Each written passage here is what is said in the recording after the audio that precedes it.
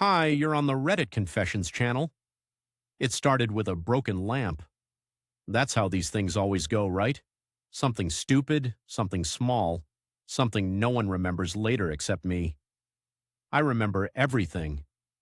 The lamp was a wedding gift from her aunt. Ugly, crooked, always gave off this weird green glow. I bumped into it, reaching for my shoes. It shattered. She sighed like I had knocked over the Eiffel Tower, didn't even look up from her phone. Of course, you break everything. I just stood there, broom in hand, staring at the mess, wondering how long someone can feel like furniture in their own marriage before they just stop working altogether. That was Tuesday. By Saturday, I was in a living room filled with strangers who smiled too hard and drank wine like it was a personality trait. Her crowd, her scene. I was the accessory again, wearing the shirt she laid out for me, nodding at people I'd never see again. Everything was fine until it wasn't. She was holding a glass of rose, laughing with 3 of her yoga friends. I was nearby, not close, but not far enough that she could pretend I wasn't there. That's when she dropped it. He's afraid to even hug me. I didn't move. I don't even think I blinked.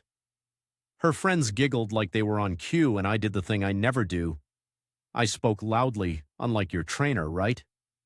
Her smile cracked mid-sip. One of her friends actually gasped.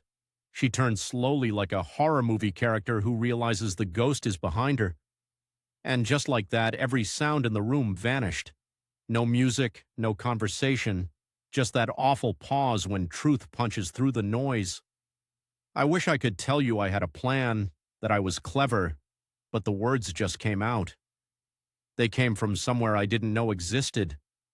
Somewhere hurt had been sitting quietly for years.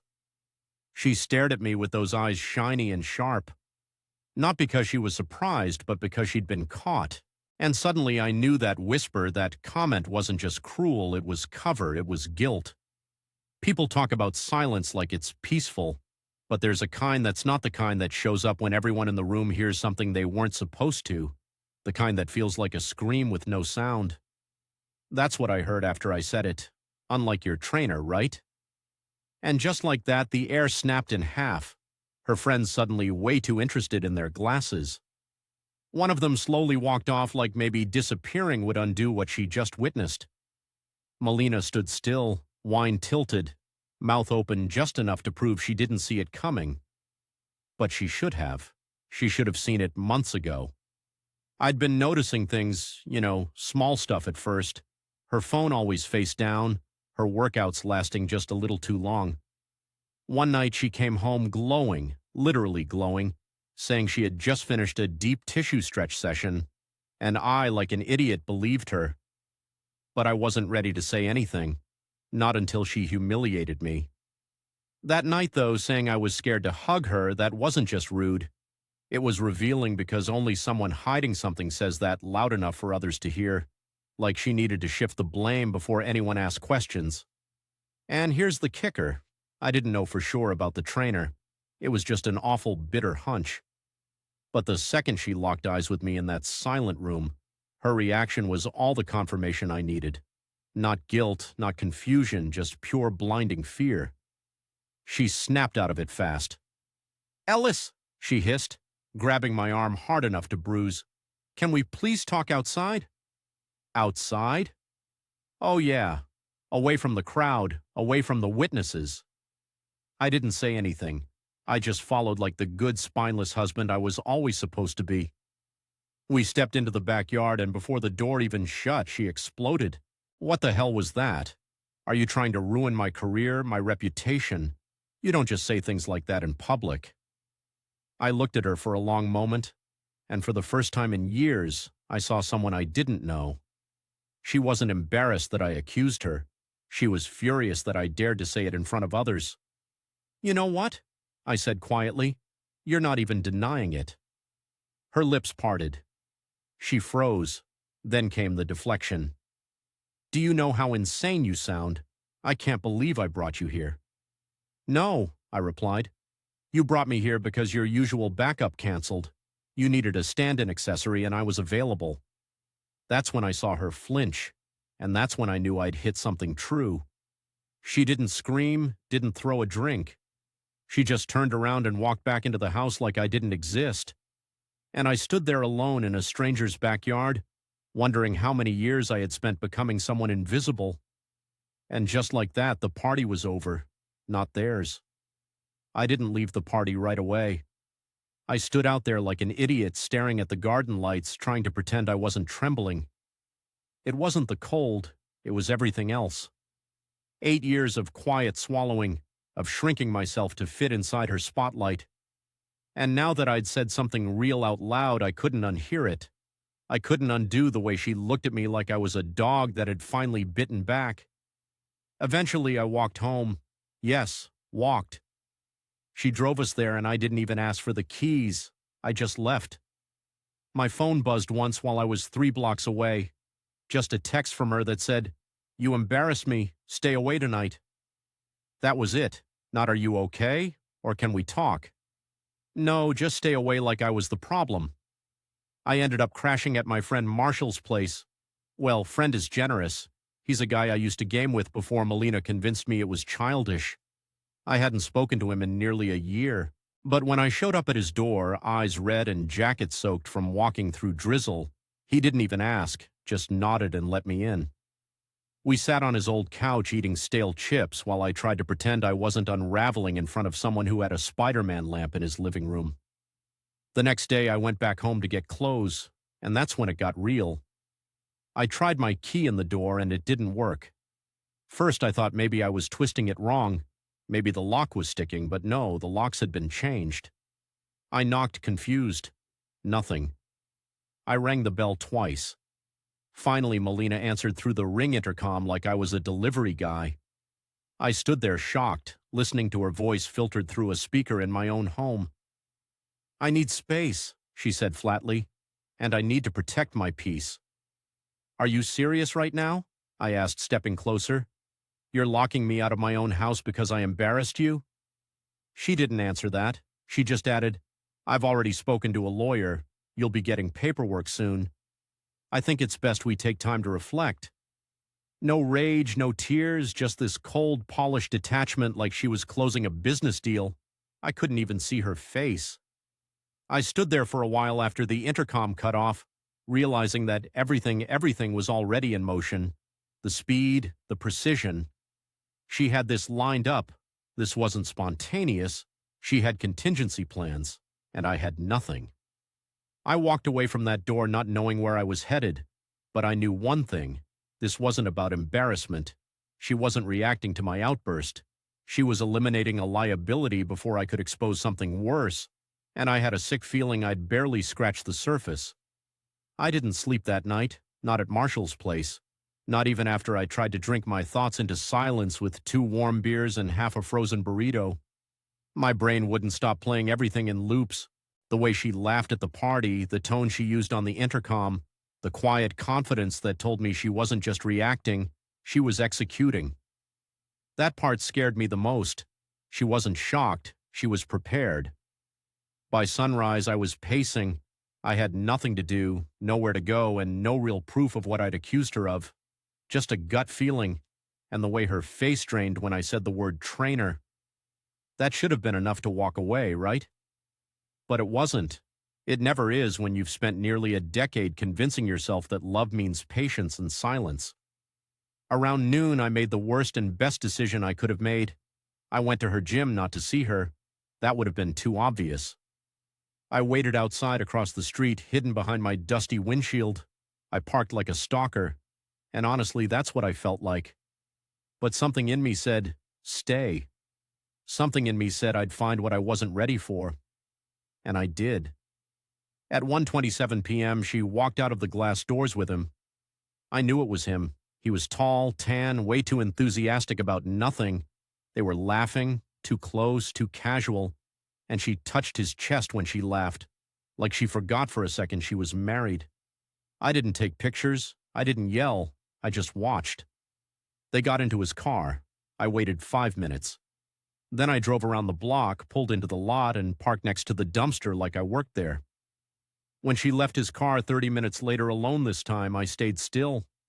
She didn't see me. She walked right past adjusting her leggings and retying her hair, not even a glance back. That's when I walked over to his car, and yes, I know how insane this sounds, but I had to know. The car was unlocked. I opened the passenger side like I had a right to. My heart was slamming in my chest so hard I thought I'd pass out. I didn't rummage, I just looked. And sitting right there in the cup holder like a trap waiting for me was a folded receipt. One line item. Hotel day pass. 7800 they're all room 2113 on 12 p.m. to 300 p.m. My hands went cold. That was today. That was right now. I backed away from the car like it had caught fire. That's when it hit me. Not just that she was cheating, but how brazen she was about it. The locks weren't changed because she was scared. The party humiliation wasn't an accident. All of it was groundwork plan, a quiet campaign to paint me as unstable, embarrassing, emotional. So when the truth finally came out, no one would believe me. And in that moment, I realized something that hurt more than all the lies combined. This wasn't a betrayal, it was a setup. I told myself I'd throw the receipt away, that I wouldn't do anything stupid with it. But I didn't. I folded it up and kept it in my wallet like it was some cursed relic. Proof that the reality I'd avoided all year was now living right in front of me.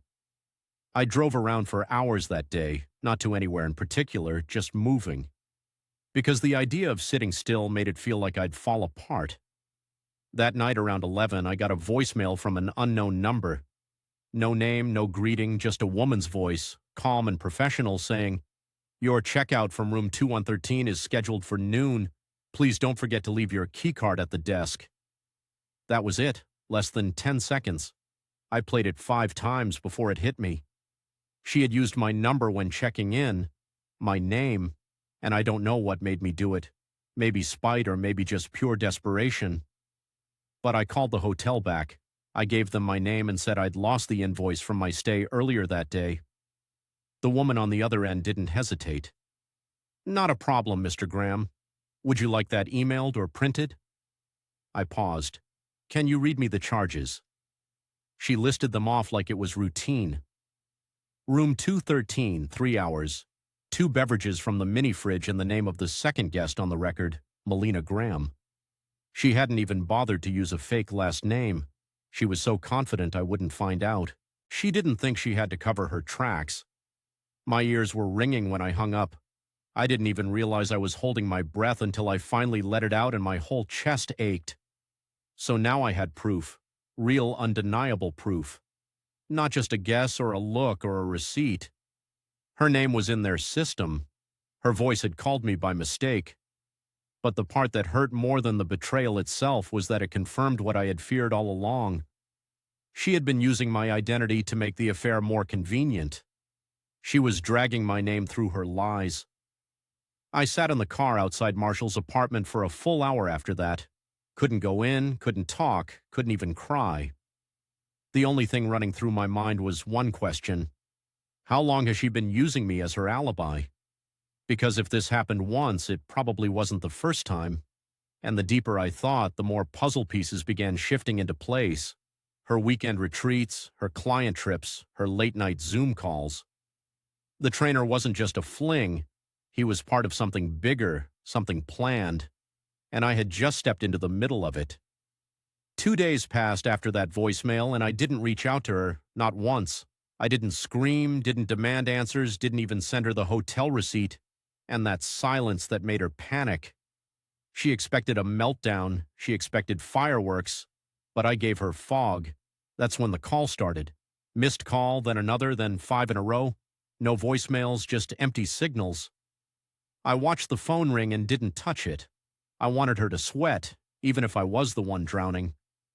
By the 3rd day, she texted, "We need to talk. I'm willing to be honest, but only if you're calm." That sentence broke something in me.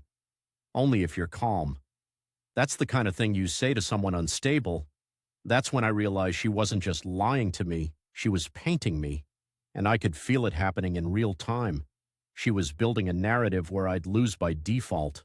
The angry husband, the insecure man, the reason she strayed. And worst of all, she knew she'd be believed. She always was.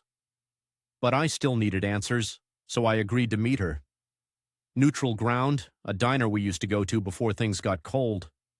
I got there early, sat in a corner booth, and tried to remember what it felt like to eat in peace. She arrived 10 minutes late, dressed too nicely for a casual talk, like even now she needed to win something. She sat across from me, folded her hands, and said, "I'm not going to lie, but you need to be an adult about this." I didn't speak. I just looked at her and let her fill the silence. She told me the trainer's name was Jesse, that it just happened, that it started last spring after a retreat, that she hadn't planned it, but he made her feel seen, and she dropped the line I think every betrayed spouse hears eventually. "You stopped trying. I was lonely." I laughed, not out loud, just a small exhale through my nose. Because that's what cheaters always say, right? They were lonely, as if loneliness gave you a coupon for betrayal, as if I wasn't lonely too. Lonely in a marriage where I was invisible. She said it was over with Jesse now, that I had exaggerated everything, that I had embarrassed her, but she was willing to forgive the outburst if we could move on. And that's when I realized this wasn't a confession. It was a negotiation. She didn't come to apologize. She came to manage me. I slid the hotel receipt across the table without a word. She looked at it, blinked, smirked. "Wow," she said, "you really are obsessive." And that was it. No tears, no regret, just blame, aimed right back at me. That's when I stood up and walked out. Not because I was angry, but because I finally saw the truth. I had never really been her husband. I was her cover, her public face, the reliable guy she could blame when her private life got messy. I was her excuse for everything she did behind closed doors, and in that moment I realized I didn't want revenge. I wanted a clean break. But Melina wasn't done playing. Not yet. After walking out of that diner, I felt hollow but weirdly calm, not strong, not healed, just quiet. That kind of quiet you feel when there's nothing left to shout. I drove for hours without a destination. No music, no calls, just the hum of tires on pavement. I didn't cry. I think part of me wanted to, but it's like my body had locked that part away, afraid I'd fall apart if I gave it permission. What hit hardest wasn't the cheating. It was that she looked me in the eye, saw how shattered I was, and still tried to spin the story in her favor. Like she was afraid of losing control, not me. But nothing prepared me for what happened next. The next morning I got a knock on Marshall's door. 2 officers, calm, professional.